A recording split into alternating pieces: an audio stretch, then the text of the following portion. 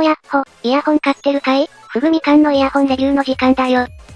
今回紹介するのは、HZ サウンドベルライム。HZ サウンドといえば、2年ほど前に、ハートミラーという、高音域のキレが異色な高音モデルを発売させ、ユーザーの注目を集めた。その後、密閉型イヤホンでは、ウェイストドラム、ハートミラーゼロ、ハートミラープロなど、今度は高音域をそこまで強烈に補正しないイヤホンシリーズを展開。安定感と、背伸びしない等身大で使える、装着感、価格、音質、バランス感覚に優れたイヤホンを多数登場させてきたブランドだ。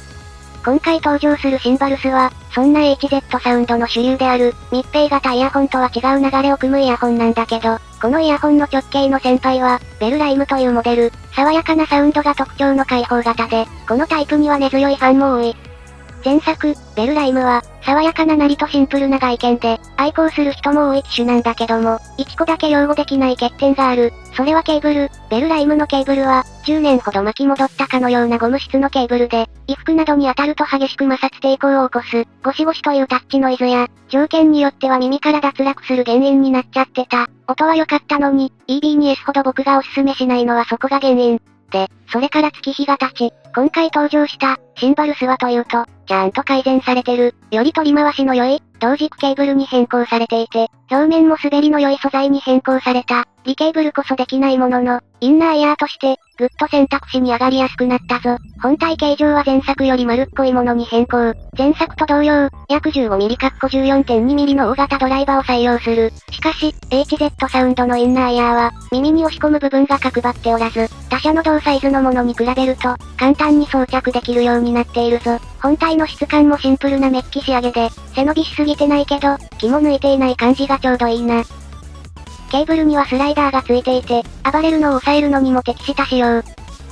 今回はマイクなしを選択しているけど、マイクありも選択できる。この手の開放型は、自分の頭の中で音が跳ね返らないので、通常のイヤホンを使って、仕事の通話などをしている人は、自分の声が頭の中で反響して煩わしい。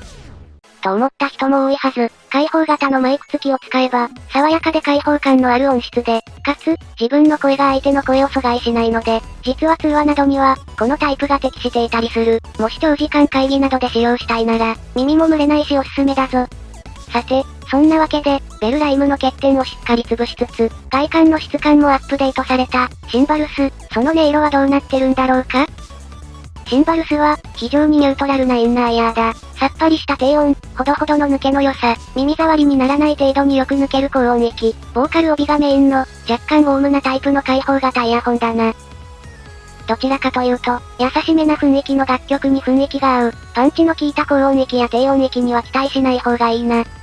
前作の、ベルライムは、この機種よりもかなりクリスプな高音域から中高音域が期待できる機種だったんだけど、HZ サウンドは新作になればなるほど、優しい音色に変化していっている印象がある。今回もおおむねそんな変化だ。